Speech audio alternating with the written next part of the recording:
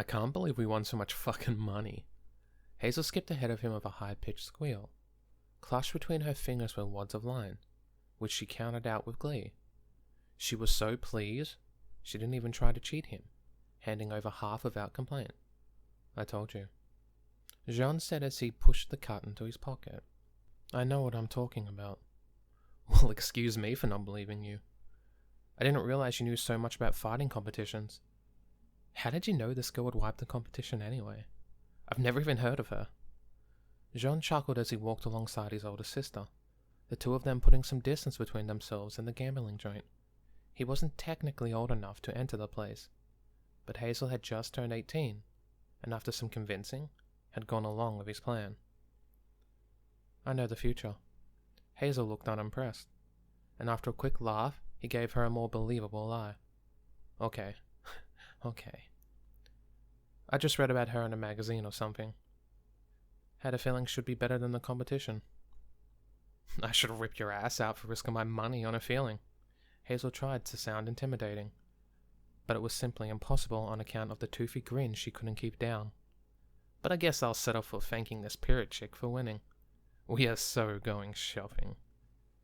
Jean nodded to the suggestion, stifling a smile at the thought of what expression Pyrrha might have had if she could have seen him now. She hated gambling as much as his mother did, and that he'd done it on her would likely drive her up the wall. It wasn't really gambling though, was it? When you knew the results. If only everything could be that simple. A lottery win would be a nice addition except for the fact that it just didn't work that way. He wasn't sure why. But he had his theories. Going back and reliving his life every time did make sure a lot of things remained the same. It was always the same people at Beacon, always the same enemies they faced. Some things didn't change, but those things didn't change because they were decisions made by people, or events that occurred because there was no other alternative. And when the same situation came up, they would make the same choices.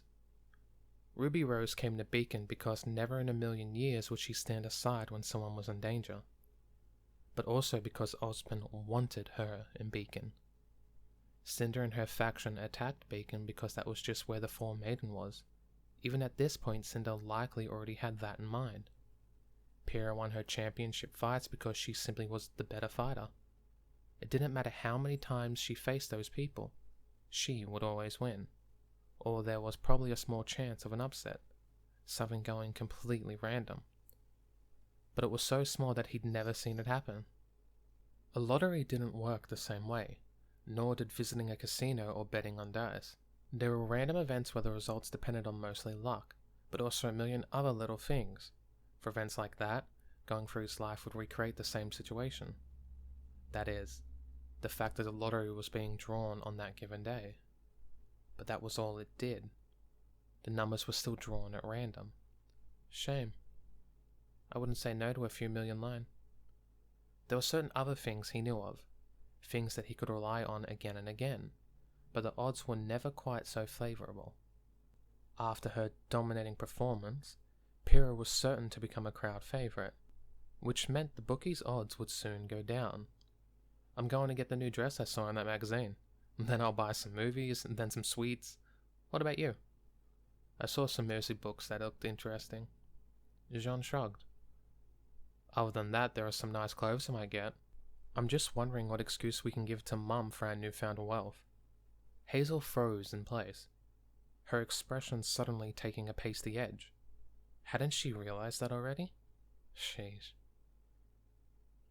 You think she'll notice if we come back with loads of stuff we shouldn't be able to afford? Hazel didn't even wait for him to answer. Ah, shit. She's going to kill us. Don't you mean you? I'm underage. I've clearly been corrupted. Hazel laughed. Like Mum would ever believe that. You got a worse rep than any of us. Jean grumbled but didn't respond. That was hardly his fault. It hadn't been easy adapting to being a child once more, less so when people treated him like an absolute idiot. There'd been a couple of... He couldn't call them fights.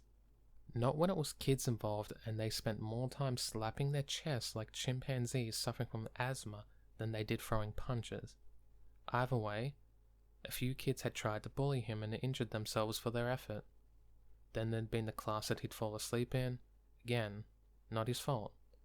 They were beyond boring, not to mention useless. It probably didn't help that he acted more mature than someone his age really ought to be. That just made it easier for his mother to treat him like an adult, and thus, punish him like one. He wished he could have pulled off the ruby angel, but his face wasn't able to contort into such heart-wrenching expressions. Well, if we're both going to get into trouble anyway, Jean glanced into Hazel's eyes, then we might as well have fun.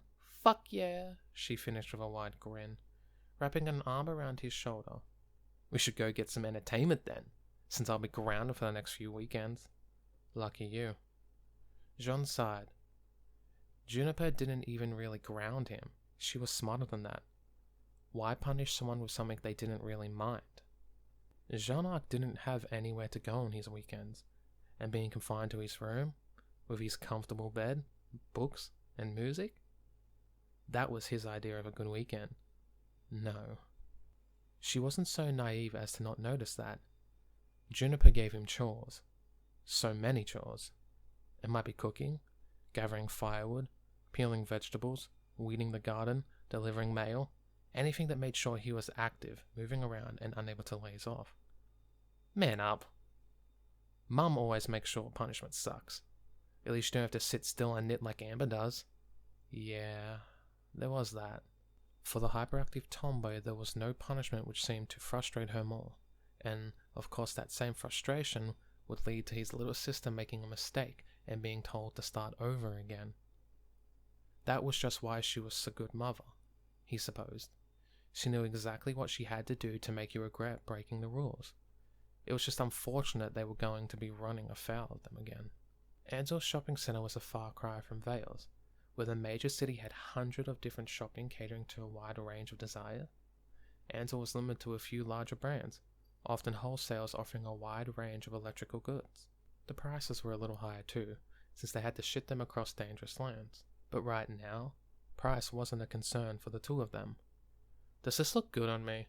I'm worried the blue will clash with my eyes. Jean cocked his head as he inspected the blouse his sister was wearing, which she tucked into her black jeans. I'm just not feeling the combination between the colours in your hair. Maybe try some lighter jeans, or a skirt.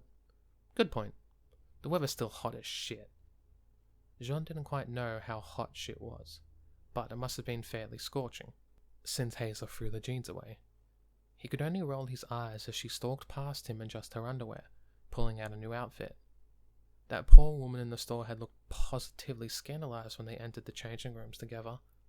Luckily, one of the other staff members had recognized them and let them pass. Should I really be the one judging your fashion, though? I'm not exactly savvy on what women like. But you are clued in on what men like, she shot back, grinning when he glanced away, one hand scratching his cheek. You know, Sapphire used to think you were in the closet. You spent more time around men than I did. Such faith. And now look at you. Don't think I haven't heard the rumors, bro. There's quite a few girls who've claimed they've had a little make-out session with you behind the school sheds. Jean coughed, but didn't deny those words. I thought I told Grace to be quiet about that. Hazel choked. Grace? You? My best friend? You better fucking not have. A joke. It was a joke. He laughed it off as he tried desperately to ward off her anger. Why don't you try this on? I bet it looks really good on you. Don't think this is over. Hazel hissed as she snatched the shirt for him, turning around as she slipped it over her shoulders. Sheesh. There's nothing like a good shopping trip. Hazel stretched her arms into the warm air as though walking out some of the hard-earned muscle pain. Jean rolled his eyes from beside her. Buried under at least 6 heavy bags of clothing, shoes, and miscellaneous tat. Only a single bag was his. What's with the face, bro? Got something to say? Nothing, dear sister. Only that I was right to suggest that outfit for you. It really does make you stand out. Hazel looked away, though could see full well the pleased flush in her cheeks. Even though I know you're playing with me, I can't help but feel pleased. You're a sneaky little shit. Though, maybe you would have more suitors if you held back on the language a little. Not my fault men are too much of a pussy to deal with me. I speak my mind. It's a direct channel from brain to mouth, alright? I'll pretend I didn't hear that, but only because it's too hot a day to kick your ass. Oh, sure, Jean thought with a smirk. Definitely not because the last time you tried I managed to get you into a tickle hold until you gave up. Hadn't that been a surprise for his dear older sister? The moment she realized her weak little brother wasn't quite so... well...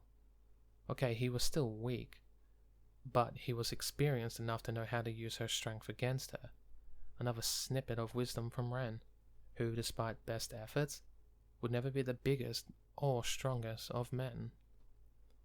A commotion from nearby caught their attention. The sound of someone tripping and a number of boxes scattering across the floor. Hazel hummed in question as they turned to see who the unfortunate soul was. Huh? Hazel said. Props to the brat for not crying. Can't be any older than Amber. She is older. Jean thought to himself grimly. She didn't look it though. And there was little wonder she didn't cry from falling onto the hard floor, even when it must have hurt. Ruby Rose wasn't one to flinch away from pain. What is she doing here? When did Ruby ever come to Ansel? Had something changed? Which made them come here? No. He was being silly. Of course they would have to come to Ansel. He just wouldn't have recognized them the first time. Or maybe he just didn't go shopping on this day. He hardly been interested in clothes when he was this age, originally. Hell, Cinder could have lived in Ansel for all he knew. Wasn't like he knew every face in the settlement. Ah, what a brat. Hazel sighed, rubbing her hands together even as her lips thinned. He knew that expression from her. It was the one she wore when she was trying to not look tough, when she was about to do something that counteracted that image. Shit. Come on, bro. Let's help her.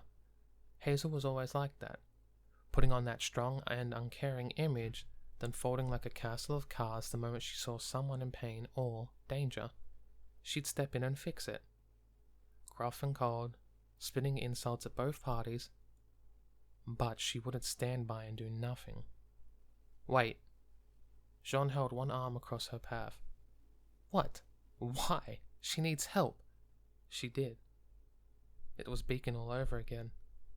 She wouldn't change much in 2 years, filling out just a little wilder in some areas, a tiny bit taller in others, but that expression of confused loneliness was present on her face even now. Not one person stopped for her, either pedestrians and other shoppers parting to walk around her, like she was nothing more than an obstacle to be avoided. It sickened him. But could he do any different? Even now, that temptation to help her, that primal need of him to look after her, to make sure she was okay. She wasn't going to be okay. She was going to die. And he was going to do nothing to stop it, because he needed to survive as long as possible. Even stepping in now, walking forward and helping her up, she would talk to him, ask his name. It would be so easy. So temptingly easy to fall into that trap. But once she was a friend, he would never be able to let her go. He wouldn't be able to sit back and let her go to Beacon, let alone fight Cinder and die on her own. If he wanted to be a bystander later, then it would be better to start now. Jean, what the actual fuck? Hazel slapped his hand aside as she made to help the girl. It wasn't necessary, however, as a moment before she could move, another Ballon entered the area. Ruby wouldn't be alone in Ansel. Not a chance. And true to that fact, Yang came bounding up, sweeping the smaller girl into her arms. Even from a distance he could see Ruby fight against the position, her small face flaring up in mortification as she slapped on Yang's back. Their father arrived a second later, stooping down to pick up some of the bags as they laughed between themselves. See? They didn't need help. Her palm made a sharp crack as it struck his cheek. A few people turned to look at them, no doubt making all kinds of misconceptions at their position. He stood with his face to the floor, the girl across from him, shoulders rising and falling slowly. Jean couldn't quite find it in himself to be ashamed by that fact. Don't you dare! Hazel's eyes glistened with frustrated tears. Don't you fucking dare pretend that was alright. I thought you of all people would understand. I thought you'd help someone if they were in trouble. Jean's lips turned down as he glanced away. Yeah, well, guess you don't know me as much as you think you do. His shaking hands found refuge in his pockets, keeping the bags locked against his side. Ruby, Hazel, Yang, Beacon. He didn't feel like shopping anymore. You'd have stepped forward Where are you going? His sister snapped as he turned away. A tired sigh escaped his lips, shoulders sagging as the bags on his wrists seemed to become heavier. Home. I'm off to bed. I'm tired. He didn't hear whatever else she said. His thoughts focused inwards as he moved into the crowds, where he was just one more face among the masses. Not this time, Ruby. He wouldn't be there for her. Not when she fell. Not when she needed advice. Not when she was dying alone in the snow. I'm so sorry, Ruby. His hand strummed across the metal wires, sending haunting notes floating on the breeze as he imagined the music. Each note connected together, bricks in a great project that he would create. It was more than just what was heard, however. There was a certain pleasure in the vibrations as well, how rigid the strings were against his fingers, the quiet sliding sound his left hand made on the neck. His mind was clear also, breathing coming out just a little bit heavy, a result of the jogging he'd done not 10 minutes earlier. The training was a far cry from what he'd done for most of his lives, but even now he wasn't able to resist the call entirely. He didn't train to fight, however, mostly running, some light lifting, enough to keep his physique and ensure he was fit. It was just a habit nowadays, but there was no more incredible a feeling than playing after exercise. That moment where fatigue mixed with satisfaction struck a complex balance with the music he created. That the evening sun was beating down on him, greatly caressing his face, was a bonus. What a wonderful day. Jean sighed as he leaned back, only for his back to bump against something from where he lay. Guitar across his stomach, Jean looked up at the furious face of his mother, or rather it was. Explain this, Juniper snapped, pushing a little piece of paper against his face. Jean's eyes crossed as he tried to focus on the words currently being shoved up his nostrils, before he reached up to push her hand away. The Ark family is banned from Ansel Vegetable Store? Jean read doubtfully, his eyebrows rising as it went on. What the hell? My fault exactly, dear son. Juniper's voice sounded like gravestones being dragged across gravel. Would you care to explain to me why this letter states it is your actions which have resulted in us being banned? His actions? He wrecked his mind. Truly, he did. I can't, he said honestly after some time. I definitely didn't do anything to insult Mrs. Green. She seems to really like me. It's signed Mr. Green, his mother growled. Oh, right. That would explain it. It also states that he caught you sleeping with his wife. That's not exactly true. Jean defended with a frown. Juniper didn't quite seem to agree with him, however, one golden brow arching as her emerald eyes seemed to darken. Jean, sweetie. Oh. He always knew it was serious when she called him that. Did you sleep with Mrs. Green? Well, he coughed out a nervous laugh. Sleep was pretty much a necessity after what we did. The muscle next to her eyebrow twitched. I mean, no? Did Mr. Green catch you sleeping with his wife? Jean started to sweat. He didn't catch me sleeping with her, per se? His words trailed off as the sound of his mother's teeth grinding together could be heard. In my defense, Dad always said all a man needs is confidence. You rat bastard! His father's voice shouted from inside the house. I'll talk with you later, dearie. Juniper called out in a sweet voice. Jean, would you like to explain exactly why you were sleeping with a woman twice your age? Mrs. Green is 36, if I recall. Still within his range, he didn't say. It was hardly his fault. He was much older than 16 years he currently was. And he'd be back in his life for almost 14 months now. No matter how hard he tried, he just wasn't a child. He had different hobbies. He did different things for entertainment.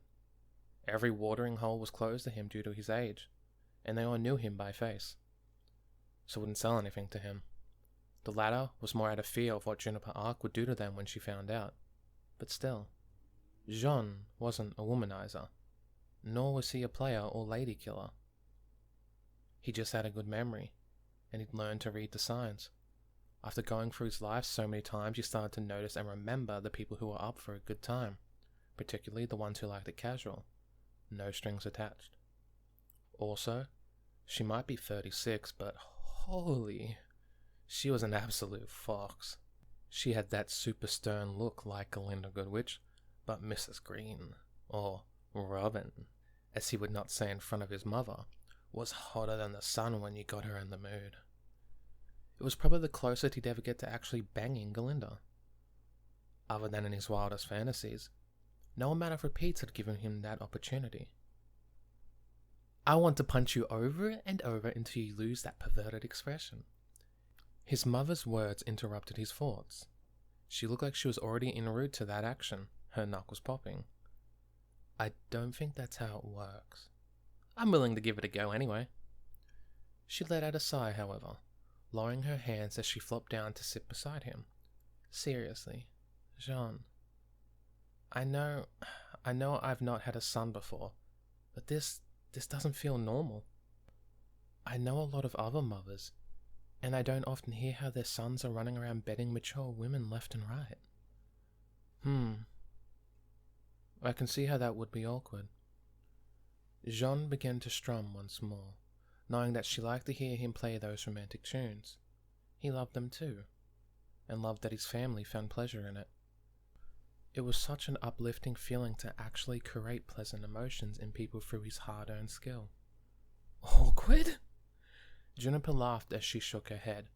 Awkward is your close friends asking why your son is sleeping with their daughters. You don't do that. At least, oh no.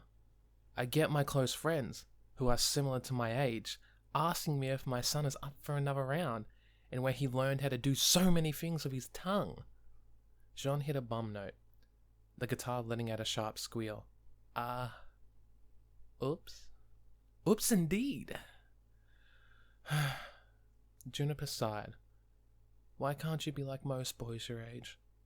Shouldn't you be blushing at introducing your first girlfriend to me, who you just convinced to hold hands with you? How is he supposed to explain this to her? 16 years old were always a bundle of hormones, but he doubted many of them had made the decision to stick to casual sex because they didn't want any long-term attachments they might lose, or that they couldn't abstain because they'd gotten used to getting some. I'm a musician. Jean strummed once more. A romantic. Like the wandering minstrels I will become, I can't be tied to just one location. My love is free, like my music. He emphasized his words with a few more chords, the final time his fingers drifted across the strings, only for them not to budge, and no music to come forth. Juniper's hand was gripping the neck, crushing his fingers against the strings. Oh, sweet Jean, you're going to play with women's hearts? Sleep around with random women? Wander the kingdoms from bed to bed? No grandbabies for dear old Juniper? Uh-oh. She was talking in third person again. That was never a good sign. A low giggle came from her as the hand around his squeezed tighter. The blonde boy winced as he felt his bones pop lightly. Mum? He cringed. You're scaring me. And the worst part was that it was true, even after all the horrors he'd been through. Do you have any last words, son? She released his hand and rose to her feet, looking down upon him from a great height. He recognized that expression. It was the one that promised he'd be feeling his oncoming punishment for weeks. He would be lucky if he wasn't scrubbing the toilet for the rest of his life. I'm always happy to give you one final chance to convince me otherwise. You should consider your words well. I always use protection. Her eyes twitched. You chose poorly. Thanks, Jean. Sapphire said as he held out a plate to her, some barbecued chicken and assembled vegetables on it. The older girl leaned forward to kiss his cheek, the others laughing at the reference to his kiss the cook apron. "What did you do to get in trouble this time?" Hazel asked as she was next in line. Their relationship had fallen only a few weeks after their little incident. Hazel's temper always blazed hot, but that only meant it simmered down all the quicker. "Or are you going to pretend you volunteered to man the barbecue all day?" "Fell asleep in class," Jean groaned, accepting her plate and loading some sausage onto it. Hazel frowned as he put the smallest amount of vegetables he could get away with on it. She was such a guy sometimes, wanting nothing more but meat, but he knew their mother would have his head if he gave in. "Don't you always fall asleep in class? What was the difference this time?" "It was a guest speaker. I guess they felt offended since they weren't used to it." In his defense, it totally wasn't his fault. It had been the talk on how to act responsibly around Grimm if they ever saw any, and it had been delivered by none other than Professor Port himself. The moment the man had started speaking, Jean's head hit the desk with a loud thud. But it wasn't his fault. It was habit. The man just had that effect. Every student in Beacon knew it. It was like a cush to the back of the skull, a cush with a mustache. Rough. Welp, keep working hard, bro. Hazel smirked as she slipped away. A few of the other girls booed the lack of a kiss, getting a few choice swears from her, and she, a loud reprimand from their mother. Me next. Amber cheered as she reached the front of the queue. She held her hands up towards him, and with a small smile, he leaned down to present his cheek to her. Amber giggled as she kissed him, blushing as he did the same to hers. He couldn't bring himself to complain about the latest punishment, though.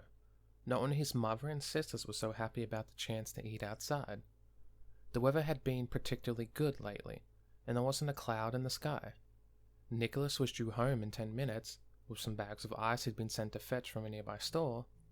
The entire family was arranged out in the garden outside their home, sat on the grass where the property met the nearby woods.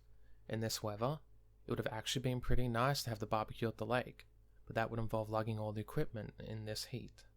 Or rather, it would have involved his father and he lugging all the equipment.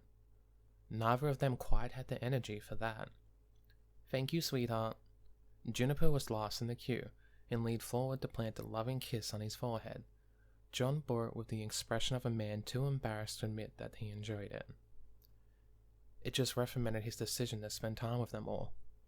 All of this, every memory, wouldn't have existed if he'd run away once more. In other lives it probably never existed because he robbed them of the chance.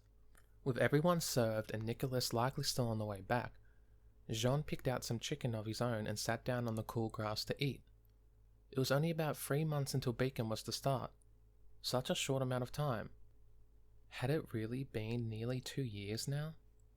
It seemed so short of a time. But that wasn't a problem.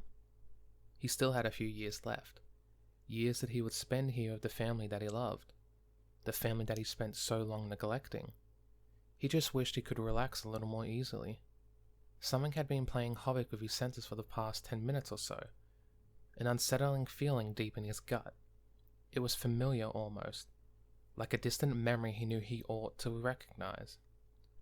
Juniper was the first to see it, her ragged gasp catching his attention. Impossible. His hand slipped to his waist, grasping for Kurokamore's, only to find it absent. It couldn't be. It just couldn't. Not so close to their home. A Beowulf, sniffing in the nearby trees, its dark shape visible to them all. Get into the house. Jean spoke softly, climbing to his feet with a slow grace. Get down into the cellar and lock the door. It was a panic solution most houses had, a defendable cellar with a small supply of food in case something went wrong. Come on, girls. Up, up. The mother rushed about them, pushing the frightened girls towards the house while keeping her voice as low as possible. It almost seemed impossible that he hadn't noticed them. But Jean knew such luck wouldn't last. There was no noise which alerted it, no crack of someone stepping on a twig, or surprise scream from Amber. One moment it was interested in the bushes around it, and the next it was glaring directly into Jean's soul. He bolted, ducking to the side as he fled after his sisters. He didn't need to look behind him to know the monster was on his heels. The sounds it made, its clawed feet beating against the grass, told him more than enough. "Close the door!" Jean yelled as he slipped inside, immediately turning and throwing his weight against the slab of metal. All his family pushed with him, their shoulders and arms straining as the door grated shut. Sapphire slammed the latch down with a loud clang, sealing it from outside entirely. It was all they could do. "Don't you worry, girls." Juniper laughed as she collected the frightened children before her, administering hugs and kisses wherever she could. "Your dad's going to be back soon, and we all know one little Grim is no match for him." The girls nodded, trying their hardest to be brave. He couldn't fail to notice the way they flinched, however, whenever the Grim slammed its frame into the door. The vibrations of it caused dust to rain down on their heads. This wasn't possible. It just wasn't. He couldn't remember his original life, but he knew this never happened. Because initiation had been the first Grim he'd ever seen. This also couldn't have happened after he left because he knew from past repeats that this had been the first runaway week before Beacon. He would have been at home 3 months before Beacon, and there was no Beowulf attack on them. How could there be? Ansel was a busy settlement, one with plenty of hunters but also a small militia of lookouts and sentries. Something like this would have been noticed miles away and quickly dealt with. This is a disaster. What changed to cause this? How did it even happen? An altogether more sobbing thought struck him a moment later, however. What happens if I die before Beacon? What would happen to the repeats? If he didn't attain any time after initiation, something as ridiculous as supernatural as this couldn't really have any real physics applied to it. But if it worked like he believed, then if he gained time before based on how much he earned after, then getting a minus figure would cause him to come back after initiation. Would that mean he would slip into a life that was already a little into Beacon? Or that he would die forever? What if it recreated the world he just died in? So that he came back and there was simply no Jean for him to be. Everyone else would die for good. He wouldn't be able to save any of them. I can't die here. Arms wrapped around his stomach as he was pulled back against one of his sisters. He could feel her shivering through his back, but Cora nonetheless hummed a song into his ear, placing her fingers over his eyes. She was trying to protect him from what he might see, trying to make him feel less frightened by distracting him. When she was the one who was frightened. That wasn't right. He could hear their mother doing the same, singing a soft lullaby as she no doubt held Amber in her lap. He could recall it from the first day he'd woken up here, when she'd sang it, as he fell asleep at the kitchen table. It didn't quite have the same effect now, not with the door shaking and rattling before them. There was a loud crack as something gave way, echoed by a frightened whimper from one of them. It was going to gain entry. They were going to be trapped in a small room with a Beowulf. I need you all to listen to me carefully, Juniper said as she stood up, pushing Amber back into Hazel's arms. You're not going to like it, but I need you to listen. She took a deep breath, hesitating for a second before the loud growls outside brought her back. It's going to get in. Amber began to cry softly. There's only one Beowulf though, so there's not too much to worry about. When it comes in, I want you all to be lined up against the wall by the door. That way it will see me first, and I can fight it while you get out. You'll die. Jean's words were automatic, delivered without emotion or fear. He died too much to fear it, even with the sudden threat of what might it mean for him. Juniper didn't have aura. She didn't even have training. There wasn't a small chance she would win. There was no chance. Hey now, she laughed, trying to hide the tears in her eyes.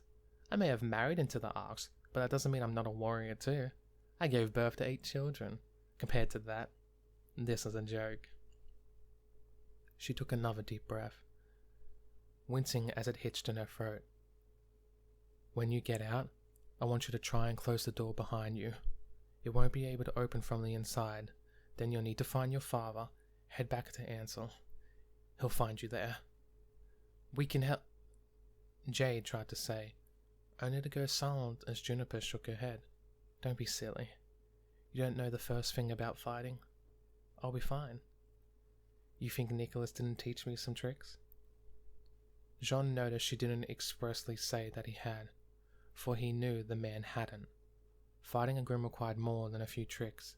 It required years of training, high-quality weapons, and in some cases, a full team of hunters. Juniper Ark would die here, but she was right. They would probably get away. Grim were a mindless beast, which meant that in some ways they could be predictable. If it saw a prey before it, then it wouldn't look around to see if there was any more. It would rip and tear into the foe before it was dead. The thought of it was crushing. He loved her. They all did. But she wasn't wrong in saying they couldn't fight it. His sisters had nothing. He had nothing. He didn't have a weapon, nor did he have any aura. Even his martial arts skills would be of no use. The fur and bone of a beowulf was far stronger than that of human skin. Yang and Ren required aura to strike Grim, because it stopped their fists shattering upon impact.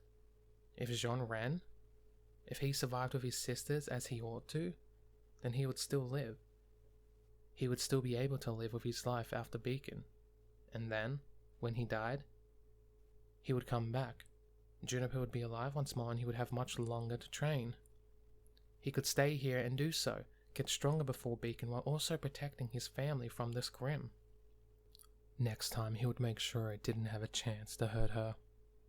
But that would mean he would have to leave her now.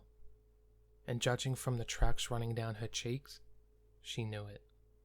"Line up now," she whispered, pushing them against the wall and delivering a kiss to each of them. "Don't worry about me. I'll be fine. Just focus on finding your father and sticking together. Sapphire, you're the oldest, so keep hold of everyone, okay?" "Yes, Mum." Sapphire's voice cracked. "I love you all so much. When this is all over, we'll have a great time at the lake next week, okay?" He knew what she was doing, trying to make them remain calm while she centered all the negativity on herself. To the Grim, she would be like a signal flare, allowing them to slip by. "We love you too," they all echoed.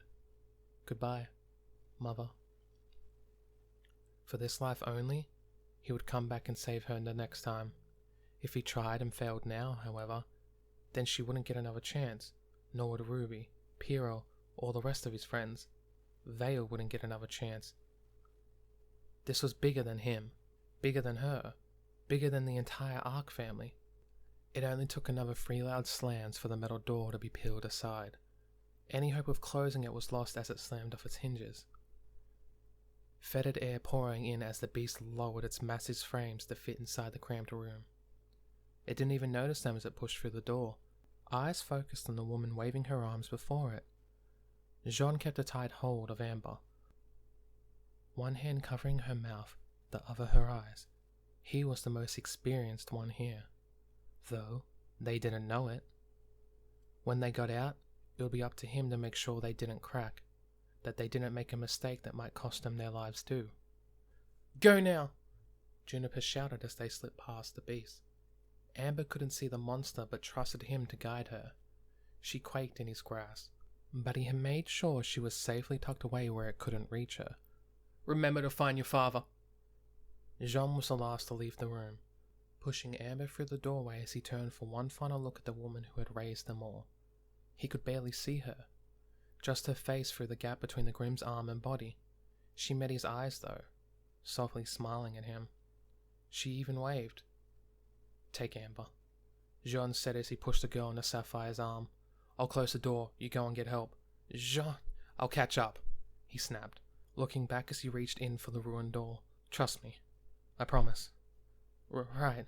Come on, girls." The 7 of them quickly fled, trusting him to do what was necessary. The moment took barely a second, even so it was enough for Jean to feel a stab of guilt. Another promise broken. I guess you can't teach an old dog new tricks. His mother didn't see him as he slipped into the room. He arrived just in time to see her body slam against the opposite wall, her hands clutching at her bleeding leg in an effort to stem the flow of blood. Her children safe and gone, she had finally allowed the terror she felt to show. He could see her shaking, tears running down her cheeks like waterfalls. The roar that left Jean's throat shocked them all. The Grim tried to turn, its huge form struggling for position in the tiny bunker. It couldn't properly maneuver and its shoulder slammed into the ceiling, but it managed to swing an arm at him nonetheless. It was fast, incredibly fast, but Jean had known where it would swing beforehand. So used to them he was that he could to a degree predict how they would move. He could see the muscles as they coiled, identify their mannerisms, the small flexes they made before each strike. It was only something the most experienced of hunters boast of, but he had the cruelest of teachers of all.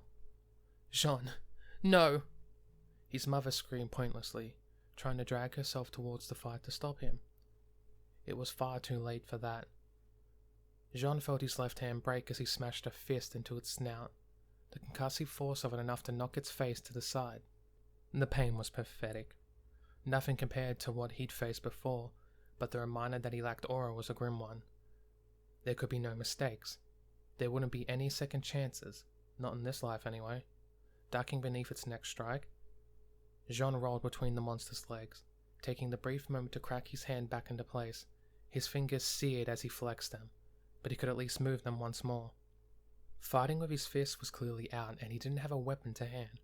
Kurokomore's might be upstairs still, but that wasn't of any use right now. Blue eyes flicked left and right, categorizing everything in an instant as old instincts kicked in.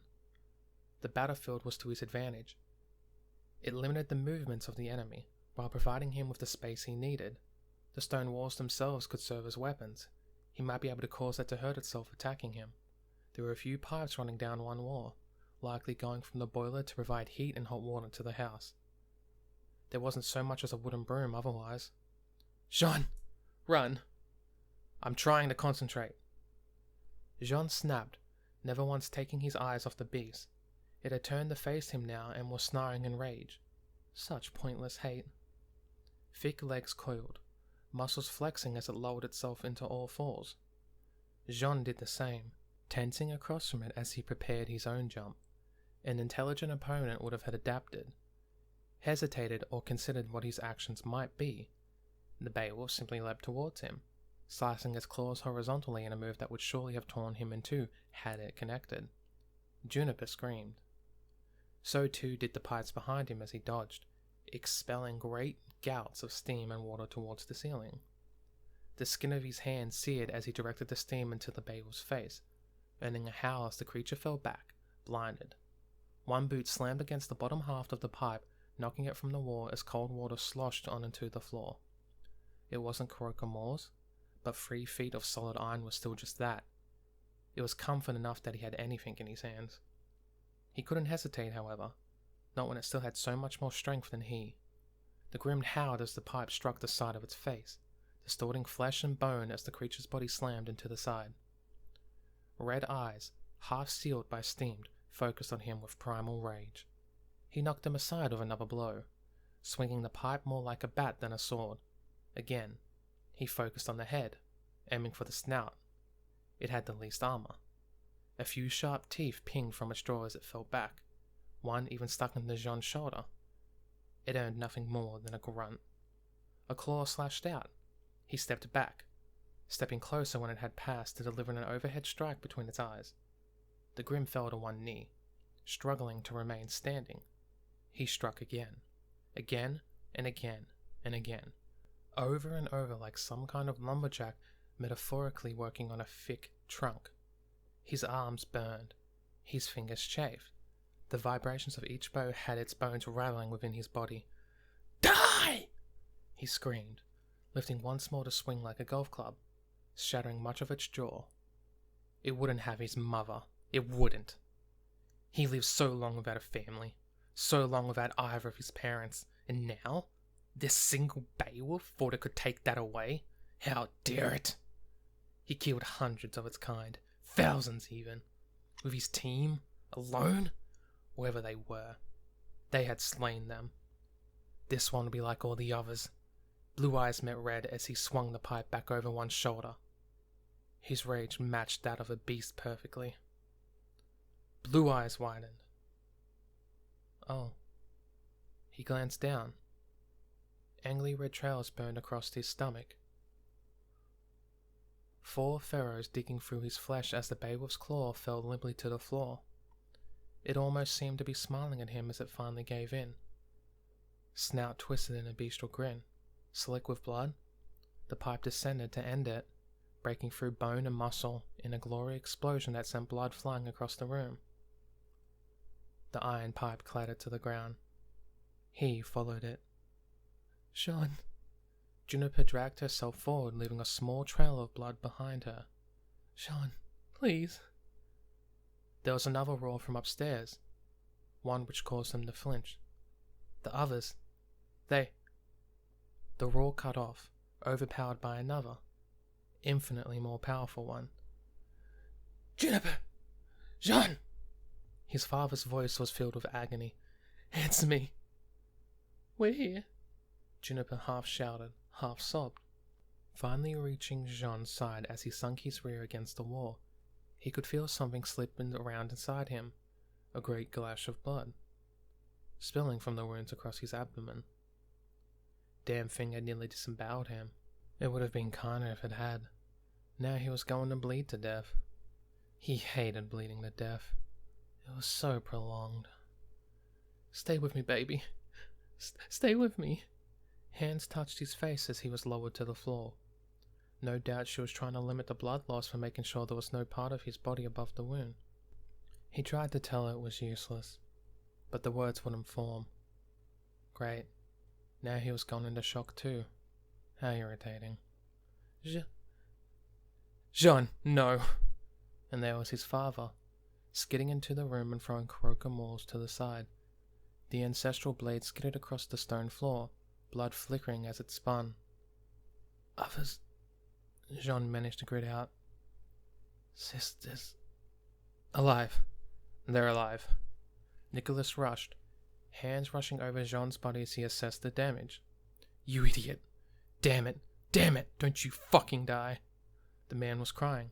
So was his mother. They were both in tears as they tried to stem the bleeding. He tried to say sorry, tried to tell them not to worry, that it probably wouldn't matter, but the blood loss was starting to get to him, drowning sight and sound away as darkness crept at the edges of his vision. He's dying. He won't, Nicholas said. I won't allow it. Through the dull haze, Jean felt something heavy press down on his chest, words barely reaching his ears as he slipped away. I wonder what will happen. When I die here, I just wish I could have a little more time with them. For it is in our passing that we achieve immortality. Pyrrha? By example we become a martyr for the glory of others. No. It was different. Selfless in sacrifice, bound by duty, I release your soul. A pause. And by my hand, place this burden upon thee. And like an old motor stirring to life, Jean's aura flickered.